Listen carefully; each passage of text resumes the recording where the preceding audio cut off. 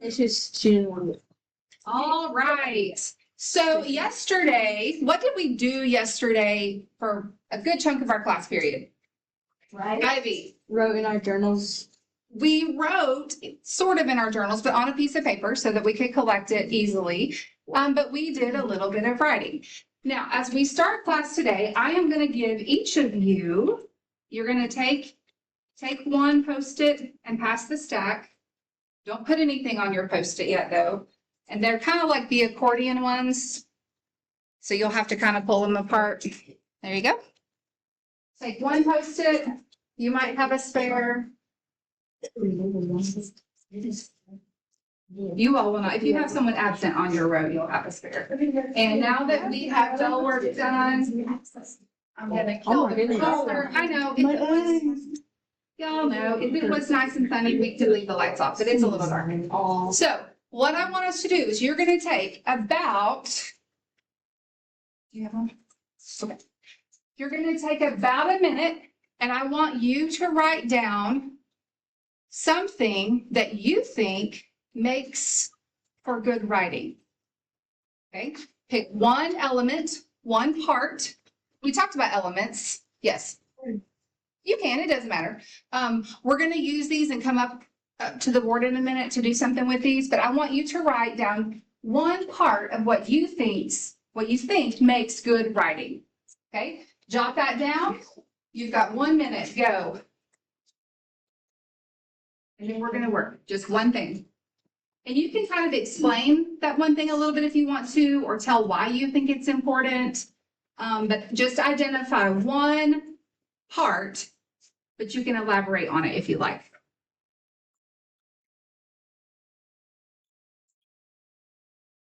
Okay, 30 seconds.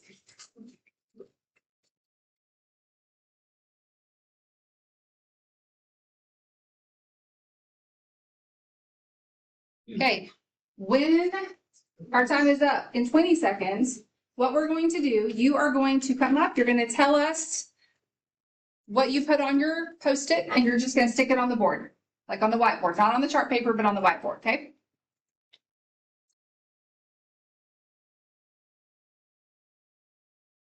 All right, we'll start with Caitlin. Caitlin, come on up, tell us what you put, and then just slap it up on the board. I put D. Details, excellent. Ella, come on. Oh, okay, we'll figure it out. Ella, what'd you put? Paragraph. Paragraph, Garrett. I put, you need to have a good look. A good hook, okay. Punctuation, Involvement. involvement, Good entry sentence. a good what? Entry A sentence. good entry sentence, okay, good. John Luke, Correct punctuation. punctuation, Reagan, a what?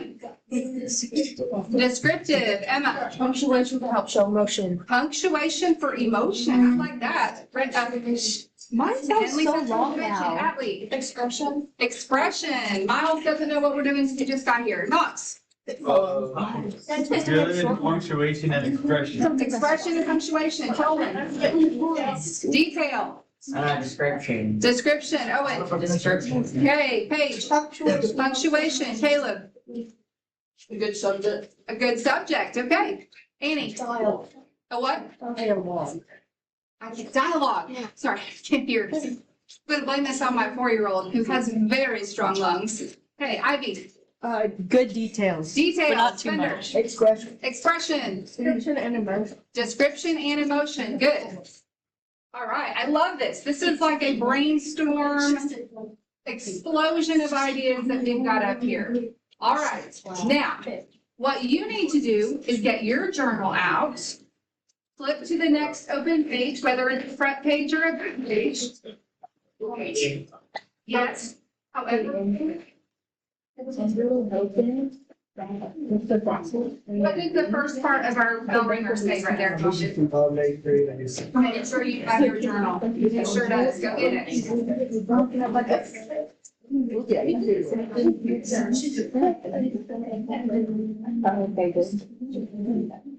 All right. So as we are,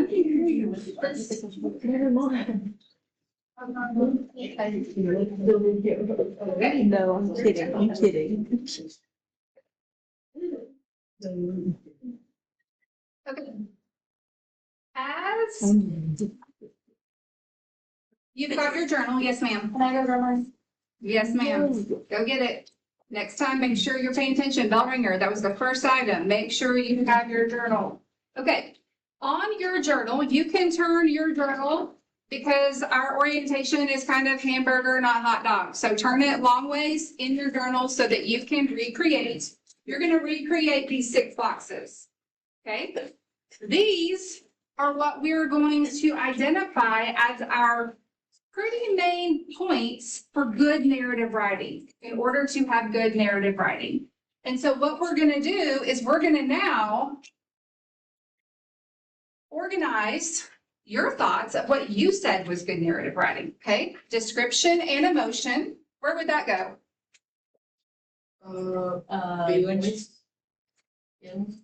Okay. I think that could probably be both. We'll put it in between. I'd say that that's gonna be between voice, feelings, and maybe even a little bit of details of your small moments. Okay, paragraph is gonna be under details. Punctuation, we're gonna give punctuation its own area here, because that's more of a,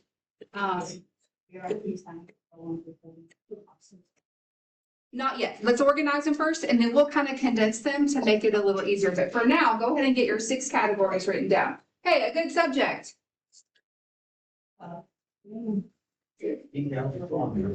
Detail, small moment. Character, that kind of can go everywhere too. I'm gonna put good subject on its own. Description, we'll say details. Details, involvement, not boring, exciting, adventure, fun. That feels like feelings. Punctuation. Okay, adjectives, adverbs, descriptive, we call that details too. A good hook. That could be more seven. That part of our sequence of events, because that's what's gonna draw your reader in. That's what's gonna get that initial attention grabber. Okay, punctuation, details, punctuation, expression, I'll say the voice. Punctuation, emotion, that kind of stick together. Okay, so as we are looking at these, dialogue as characters. Okay. We have a stray.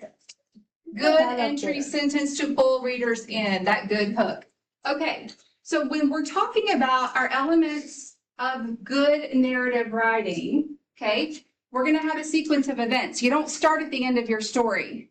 Although, have you ever read a book that opened with the end of the story and then it goes back to show how you got there? Okay. It did do that in Evangeline. You're exactly right, Garrett. It absolutely did, because we have, where are the Acadians? Where did all this bad stuff happen? And then we go back and get the full story, don't we? So we look at our sequence of events, right? In very broad terms, how would you describe sequence of events?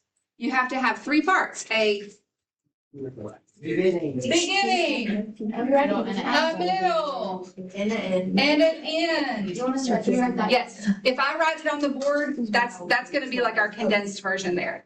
Okay, a beginning, middle, and an end. What do we also need in that sequence of events? You're welcome. Okay, that's gonna be part of our end, but a good conclusion at the end. The beginning needs a good hook. What do we need to connect all those things? Okay, so this is gonna be our sequence of event, is also gonna be our what? Which, I know. what's it called? Oh. Plot mountain, yes, that's gonna be our plot mountain, and we'll go over this a little bit more next week, kind of reviewing that. What all does that involve? But to go from detail to detail, to go from time period to time period in a story, what do you have to connect them? Punctuation. Yes, and Chapters? no, because we're not writing a whole chapter. We're not writing a book with chapters. So even just for a story, kind of like a subordinating word. We have to have a transition word, right? We have to connect it. First, this happened. Then we did that. After this, we went here, right? We have to have transition words. Okay, what is important about setting? It has. What does setting tell us, Caleb? It tells us where, And when. when. We have our where and when is our setting. Okay, details of your small moment. This is where we're gonna take, yesterday, our topic was your favorite vacation, your favorite trip, or a trip that you went on, or a trip you'd like to go on, a fantastic field trip or day trip. It didn't have to be anything extravagant or across the world. But we're gonna zoom in on one moment to expand upon, okay? And that's where we give our details, where we are going to really draw our readers in here. This is our adjectives, adverbs, descriptive. What do we call that when we went through Evangeline and even in Christmas Carol? What did we say that the author used? Who? Emotions. What? Emotion. Okay, he's showing emotion. Through his words, he's using, starts with a V. Voice. Or an I. It could be a V or an I. To use a very descriptive description of something. We said he was using vivid language, imagery, right? So when we look at these details, that's what we're gonna go for here is vivid. We're using imagery, okay? We're also, with our details, we're gonna look at our 5 senses, okay? We should know those from our times linking verbs, right? Same with me. Look, smell, taste, hear, feel. Not hear, sound, not hear. Sound, feel, okay? We're going to explore in that moment. What did you see? What did you smell? If you're at the ocean, you might smell the salt coming off of the ocean. You hear the thundering crashing of the waves. You hear a seagull squawking, trying to steal someone's Cheetos from under their umbrella, right? You hear and see and smell and feel and taste all kinds of things. So when we zoom in on that moment, we're going to incorporate our 5 senses, not just say, I went to the beach, it was hot, there was sand and water. That's a terrible story. Okay, it gets the point across. We understand our plot, right? I did this, we saw this, the end. That's not a very interesting story to read, is it? Okay, what about our characters? What's important about this? At least? Like they are foreign. Okay, again, we're gonna have that idea of vivid characters. We're gonna use dialogue to make our characters talk to one another. Okay, dialogue. UE. Okay, thank you. Dialogue. We are gonna have good descriptions. We're gonna look at what is the difference between an emotion and a character trait. Okay, you might not know, and that's okay. We're gonna talk about it later. Okay, but just to kind of give you an idea of what we're gonna be doing over the next couple of weeks. Developing our characters. My brother is a brat. When we went to the beach, he trashed my sandcastle.